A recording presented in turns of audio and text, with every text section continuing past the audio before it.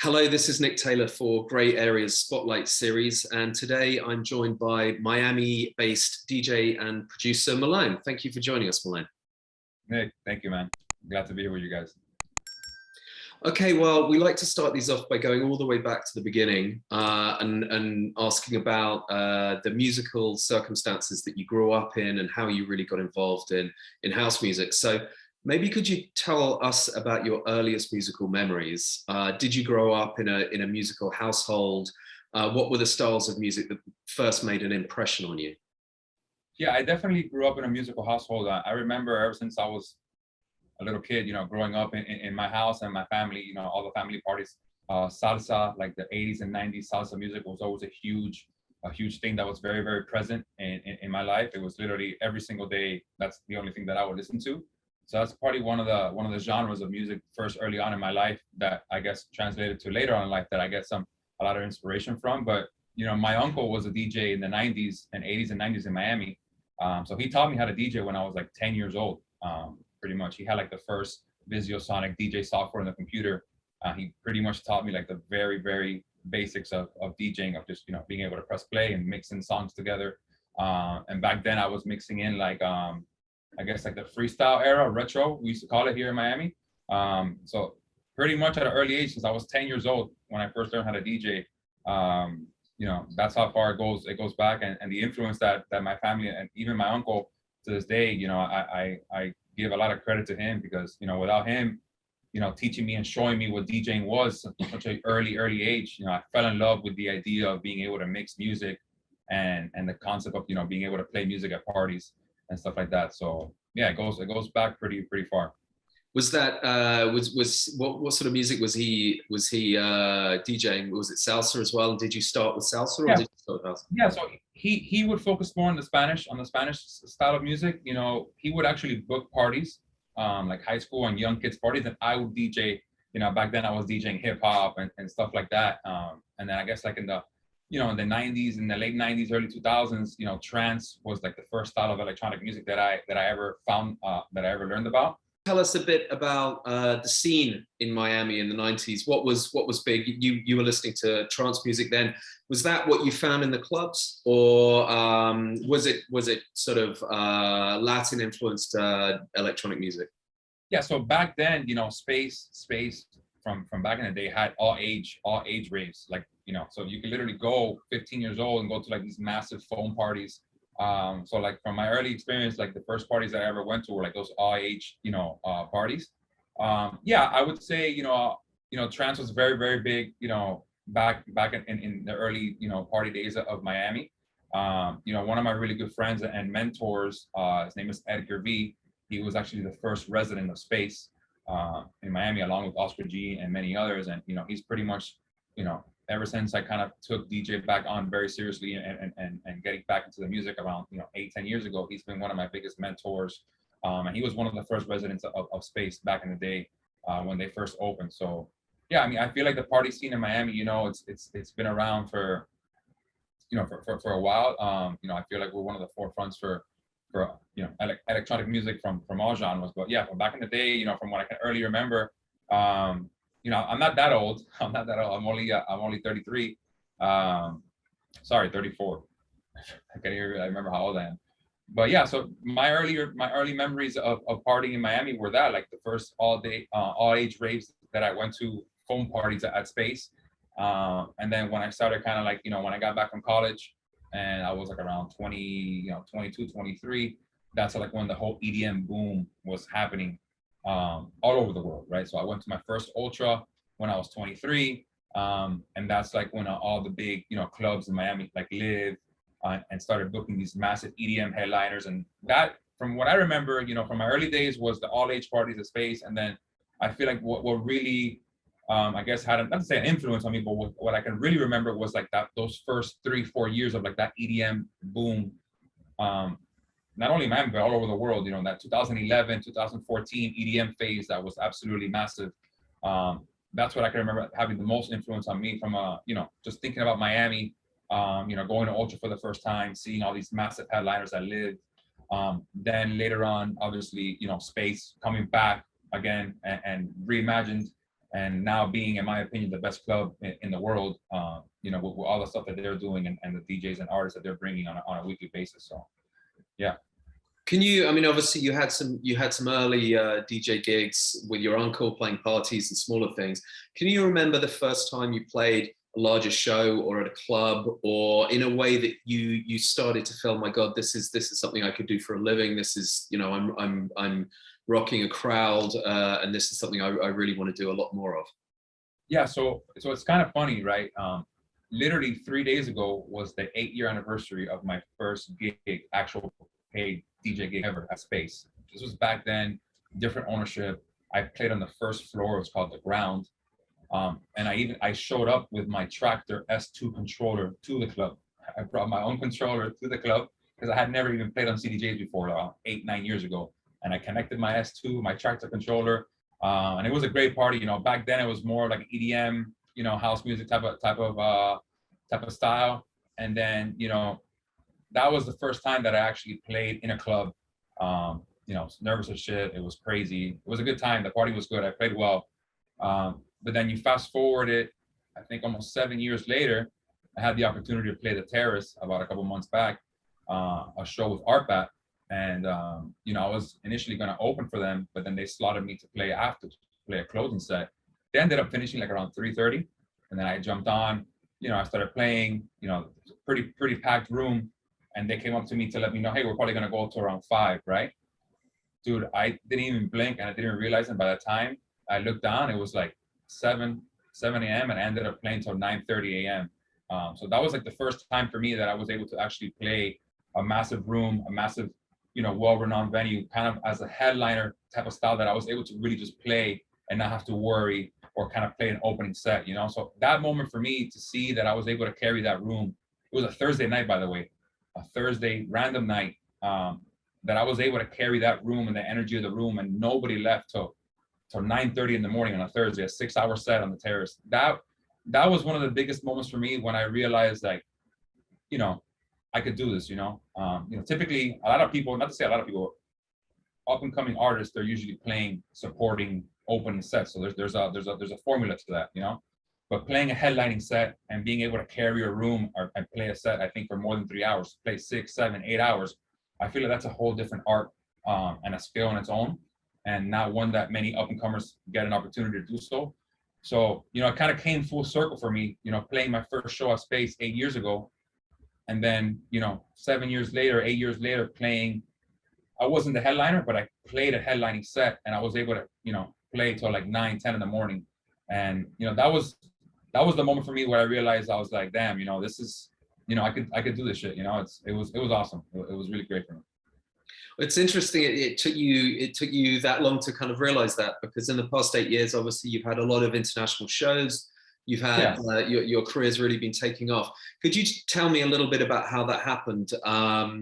In terms of, did you get a manager? How did you kind of start to get international exposure? So I have no manager. I have no agent. Everything that I've done it on my own. I've just been a hustler my whole life. Being in Miami also helps. I've been able to, network, do a really good job of networking. Having Miami Music Week here every single year, and conference here every year is a huge opportunity for us to be able to network and meet new people.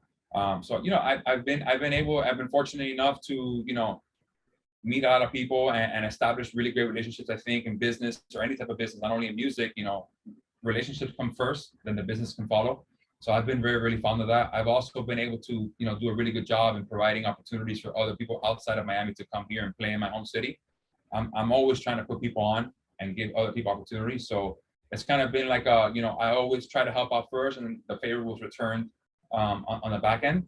I've also been fortunate enough to play some really big shows internationally in Mexico or Mykonos, and kind of like what you were mentioning. And, those obviously were big moments for me. But I feel like, playing Space and since it's my home city, and I in my opinion, I'm a little biased, but I think it's the best club in the world.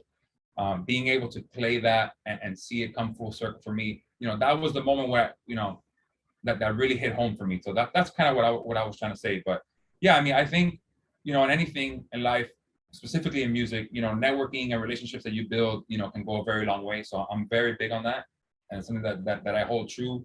And still to this day, one of the intentions that I wrote out for myself for 2022 was to be able to put on as many people as I can this year, whether it's signing music to my label, Hurry Up Slowly, booking young and up and coming artists for my for our parties, or just placing and just trying to help as many people as I can in the industry wherever I can. So definitely. Fantastic. Well, let's talk a bit about production as well. Obviously, you're in your studio now, and I know you've had some really good successes recently. I think today as well. Your most recent tune has charted super high. Do you want to tell us about that? And then we're going to jump back to the beginning of your production journey. Absolutely, yeah. So my newest track, Muy Bien, is a collaboration that I did with these two Cuban female artists. Their name is Pausa. I'm Cuban as well. They're Cuban. They're still in Cuba. The track was signed by Oscar G, which is one of Miami's OG legend pioneers of the scene. He's Cuban as well. So we had this whole beautiful Cuban synergy going on with the track, and we actually we're the #1 Afro house track in the world right now on Beatport, on Traxsource. Officially today, I woke up and I saw it there as #1. So it's my first #1 in any genre. It was a huge moment for me. And this track, more than anything, meant a lot more to me just because of the story and the synergy behind everything in regards to Cuba, and still what's going on there. With I have a bunch of families still in Cuba that are dealing with a lot more difficult circumstances than most people are in the world. So I kind of wanted to shed some light on that. I've been shedding light on that throughout the whole process of the track, and just really trying to put that message out there of how proud I am to not only be Cuban, but being able to collaborate with another Cuban artist that's actually still in Cuba, and have the success that the track has had is something that's meant a lot to me. So very excited and very happy and very humbled, more than anything, to see that happen. So yeah. How did you get in touch with these with the girls in Cuba to begin with? How did you find them, or did they find you? No, I found them. So during the pandemic, I was fortunate enough to get together with Blondish and join her team for Abracadabra, and do all those live streams during the pandemic. And then one day I was just on Twitch randomly, and the girls were playing literally from Cuba. They were live streaming from Cuba. And it blew my mind because, I never even knew that was even possible to be able to do something like that from Cuba. So, that to me was super, something that kind of like hit home. But then I reached out to them and was able to connect with them, and, the relationship, the immediate relationship and synergy that we had, both being Cuban, it was something that it felt like a cousin of mine, to be honest with you. I mean, all Hispanic people are the same. Not only Cubans, all Hispanics are the same. Like, it's like a big family affair type of vibe. Yeah, but we hit it off from the beginning. It took about 2 months for us to finish the track because, between me, sending stems back and forth, them being able to go and download it and work on it and sending it back. But yeah, man, I met them through the pandemic, in the beginning of the pandemic, through Abracadabra on the live streams, and we hit it off since then. We have been talking about working on something for a while. We had the track ready. We sent it to a bunch of labels, to be honest with you. Nobody wanted to sign it, and then I sent it to Oscar with the hopes of him being able to send it to Nervous, and he wanted to keep it for himself for 305 Made in Miami. And I didn't even think twice about it. I thought it was, I'm very keen on when you send demos and you send music to all these labels, typically the first one that responds or the first one that shows interest in you is usually the way to go. Because I just feel like if they're the ones that want to give you the shot, if they're the ones that believe in the track, you should go ahead and believe in them too, and then long story short, here we are, #1, in the world. So it's a beautiful story. Fantastic. It's a beautiful story, and congratulations on the #1.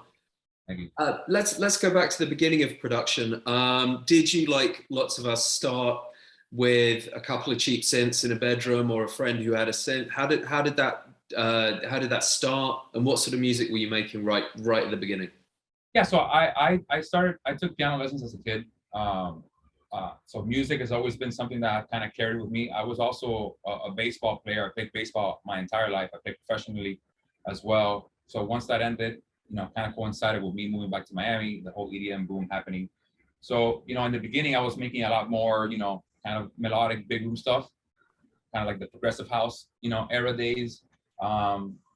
Because when you're an up and coming artist and you're kind of just, not to say that you're trying to go with the trend, but you're trying to, be relevant with what's going on, what's hot at the moment. So when I first started out making music about 7, 8 years ago, it was more like the progressive melodic, big room stuff. And then little by little, as time goes on, you kind of start finding who you are and understanding who you are as an artist and what you really like and what you don't like. And it's beautiful to see the transformation, as time has gone on. I started to notice little by little more and more that I was just making a lot more, like housey, more percussion driven type of music. Until I finally, it kind of hit me and realized that, this is kind of the style and what I wanted to do, and not what I wanted to do, is what felt most right to me, and what spoke the most to me in regards to what I was happier, making, right? So yeah, that's kind of how it started, and it's kind of led to this point. And in terms of your production setup, then was it a laptop and soft synths? Was it some hardware? Was it a friend's studio? Yeah, so in my cousin's apartment, he had a room that was just was hoarding a bunch of stuff in there. I was like, hey, can I just turn this into a studio? So literally, small desk, one MIDI, Scarlett SD card, two KRK speakers, and my laptop. That's pretty much it. That's kind of how it started. And obviously now it's moved on a lot from that. But I wanted to ask you at this point, you're talking about how your style evolved and how you sort of found your own sound.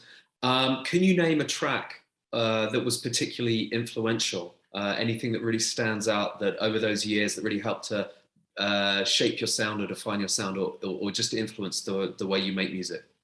Yeah, so before the pandemic, like around 2018, end of 2017, 2018, I came at a crossroads with wanting to do like a complete rebrand, right? And that kind of went along with, not wanting to do like that progressive commercial style of EDM music, and trying to focus on more of like a houseier, underground type of vibe that fit me more. So I went to Ibiza for the first time in 2018. Oh, sorry, at the end of 2017 closing week, I went to Ibiza for my best friend's bachelor party. First time going to Ibiza, and experiencing that culture and that lifestyle. And one of the tracks that kind of stood out to me the most at that time was which one was it? Can you see us sober and I don't know what to do? Guy Gerber, that track, right? So I think the And Me remix, which they belong to Kindly Music, one of the guys that influenced me the most in regards to like this Afro house style that I'm doing now.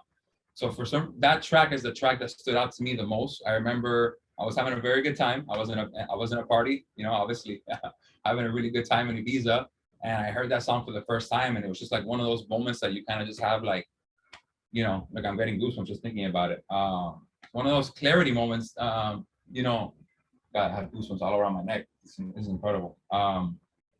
I remember leaving that trip and leaving Ibiza, and that song just, stuck in my mind. And I was like, man, this is the shit right here. Like, this is me, like the deeper melodic, the big pianos, the beautiful vocals, like the underground sexy stuff, that was the moment for me that I said, that's it. Like, this is what I want to do. So obviously, like most artists, everyone goes through a rebrand, once or twice, or sometimes even 3 times. So, I really, I wanted to stick to it because it's what spoke to me the most. It's what I remember. That was a moment for me that I'll never forget in my entire life, going to Ibiza for the first time.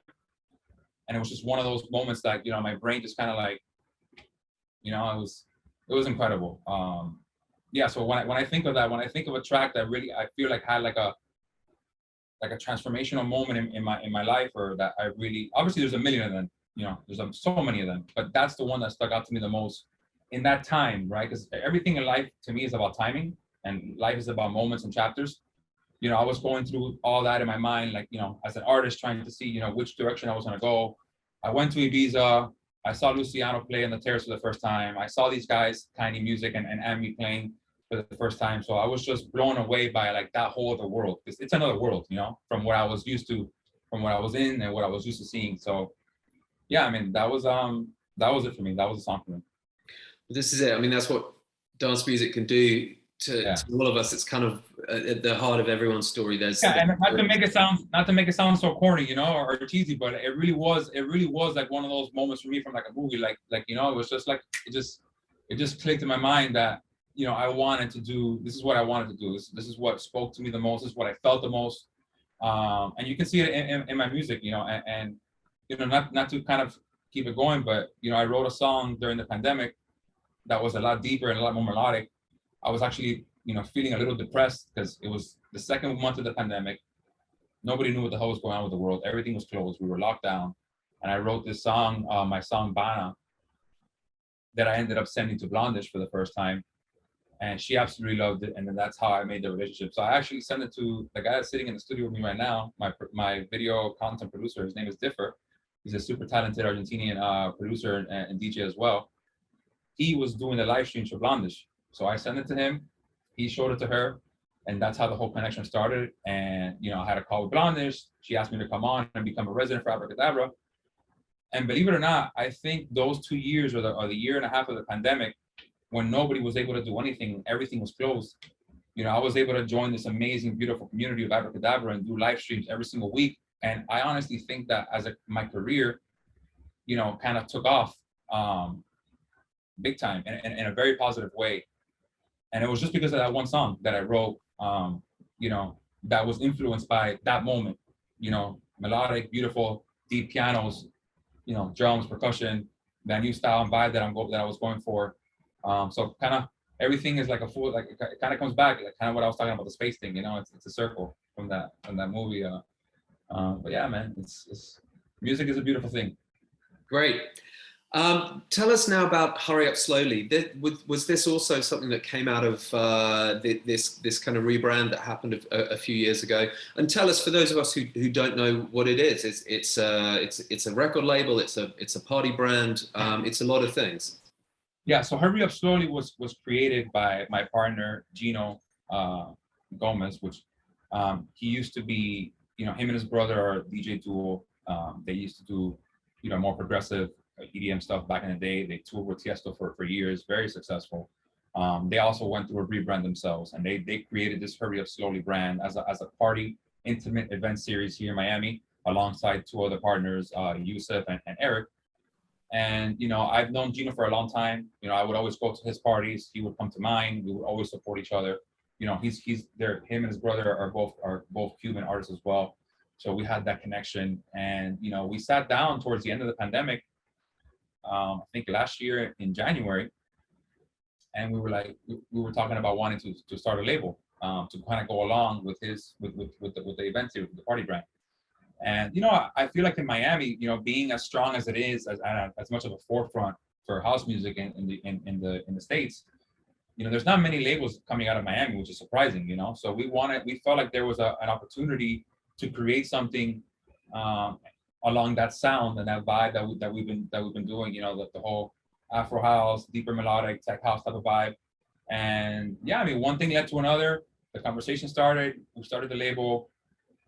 You know, our first project that we released, More Life, is still to this day has been the biggest song that we released, you know, out of the 12, 15 that we already released this year.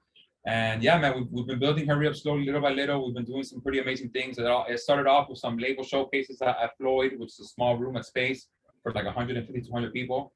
You know, fast forwarded to Art Basel a month ago, we did almost 10,000 people in 4 days, you know, with, you know, Guy Gerber, Marco Carola, Ronnie Cycli, we did Diplo, we did Nick Fanciulli.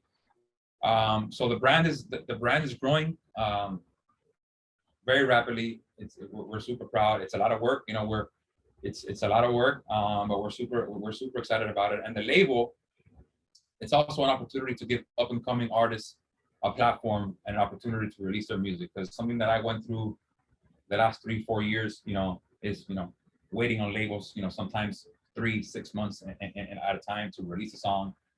It's very difficult for an up and coming artist to get their music out there, believe it or not. Now, not so much. You know, now you can release it on your own. You can do a bunch of different things. But back then, you know, years ago, you know, to get on a good label or a label that cares and it's gonna, you know, promote the track and push the track and has a platform, you know, it wasn't the easiest thing to do. So one of the biggest things for us is to give a voice and to give an opportunity to up and coming artists, you know, kind of like how we are. and to release and to sign their music, and then hopefully being able to book them for our shows and stuff like that. So it's been a beautiful, it's been amazing. It's been an amazing ride to see how fast Hurry Up Slowly has grown in the last year or two, and where it's going. Right, we have so many aspirations and so many amazing plans that we wanna do with the label. So pretty excited about this summer. We got a lot of big things happening. So it should be a good year. Fantastic. To widen it out just a little bit more, what do you feel about the house music scene at the moment? Obviously, it's a hugely dynamic scene. It's now got so many different styles and genres and little enclaves within it. But I wondered whether you thought it was at a good, positive place at the moment, coming out of the pandemic, or whether you felt that it was recycling things too much, or how do you feel? Do you feel there's a lot of creativity and newness in the scene right now? Yeah, I think so. I've always been a fan. I've always been a big, fan of not classifying music and genres. I feel like there's either good music and there's bad music, right? Within the good music, there's a million genres. I feel like as an artist, being able to express yourself and not try to fit in one certain box is a huge thing. I think now more than ever, the underground or the house music scene is bigger than it's ever been. I feel like the underground now is like the new EDM almost, right?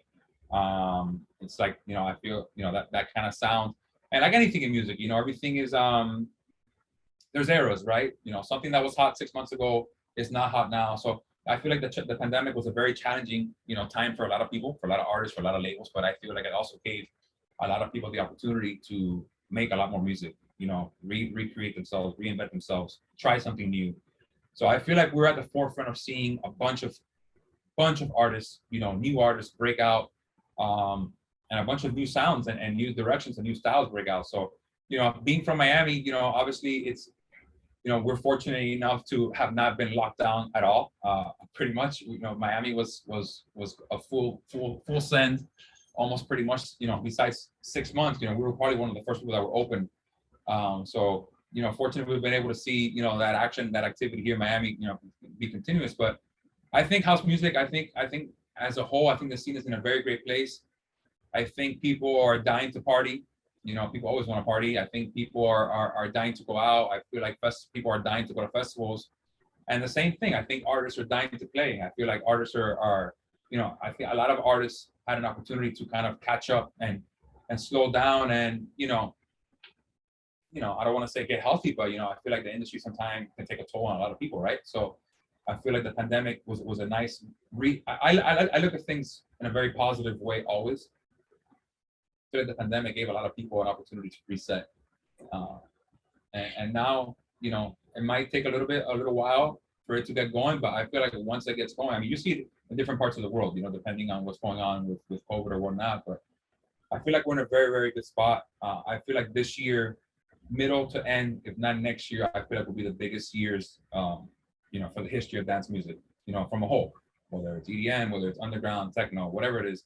I feel like we're in a good space, we're in a good spot, and I'm excited. I'm excited for the summer. I'm excited for the rest of the year to see what happens. But, to answer your question, yeah, I think the scene is in a beautiful space and a beautiful place. And I hope that, we can continue that positivity and keep it going. Great, fantastic. I'm just going to ask you one more question, which you've kind of talked about it already, but just it's going to be a big summer, we hope, assuming nothing else, comes across the horizon to scare us all. But yeah. Do you want to just tell us about your plans for the next couple of months? Any big shows you want to shout out, big releases coming up, or projects you're excited about? Yeah, so we, obviously Miami Music Week is coming up next month here in Miami, so we're super excited about that. That's always the biggest week of the year. But as for shows, I'm leaving to Spain next week. I'm going to be playing in Madrid at the Lab, which is a beautiful, massive club, and then I'll be playing Pacha, Barcelona on Sunday. So I'm always excited to go back to Spain. It's one of the areas and one of the markets that I'm really trying to grow in more than others. And for this summer, I have the hopes of. I've already gotten booked for two festivals that I'm really excited about that I can't announce yet, but it should be great. But more than anything, I'm excited to get back out to Europe, man. We want to spend the whole summer in Europe. We feel like that's an amazing opportunity for us to be able to grow as artists and to be able to play and come into new markets. hopefully be able to play in Ibiza for the first time. I was supposed to play in Ibiza for the first time the year of the pandemic, so that wasn't able to happen. So hopefully this year we can make it happen. And one of the projects that I'm most excited about, besides Hurry Up Slowly, we're going to release our first compilation BA for Music Week. I was able to sign an EP to Saved Records, Nick Fanciulli's label, which I've been a fan of since I can't even remember. It's one of my favorite labels of all time. I've also had the opportunity to get pretty close to Nick. You know, he's been able to play some of our Hurry Up Slowly showcases, and you know, just to be alongside and be able to work with a legend, you know, somebody like OG like that's been around for, you know, for so long and has done it all. It's been a huge thing for me personally. So that's one of the biggest things, one of the projects that I'm most excited about. 2-track EP that's coming out on Save hopefully this summer. So yeah. Fantastic. Well, we'll look out for that. Okay, we're going to move into our quick fire round, which we like to do with everyone at the end of the interview. Don't need to think too hard about these, but I'm going to give you an option. You just pick the one that's more you. So we start with vinyl or CDJs? CDJs. Serato or Tractor? Tractor. I learned on Tractor. Beer or wine? Beer. Not a big wine guy. If you could only save one piece of gear from your studio, what would it be? Definitely my MIDI piano. Mother Key, right. Ibiza or Miami? Oof. That's a tough one. I'm gonna go with my home city. I'm gonna go with Miami. I'm a little biased. I think you got it right. I mean, you've shown your love for Ibiza. There's obviously they're both like right there, because Ibiza's just like it's amazing. It's so beautiful. Like the vibe when you're there, it's just like. But yeah, Miami. I gotta go with Miami. Okay. Next one. Have you ever been arrested? No. I'm a very good boy. Very good. Swimming pool or beach? Beach for sure. TB303 or Mini Moog? Mini Moog. Chicago or Detroit? Can I say Miami again? Yeah, you can. I'll go with Miami. Joker or Batman? Oof, Joker. Beatles or Rolling Stones? The Bee Gees. Bee Gees. Yeah. My mom's favorite band growing up was the Bee Gees.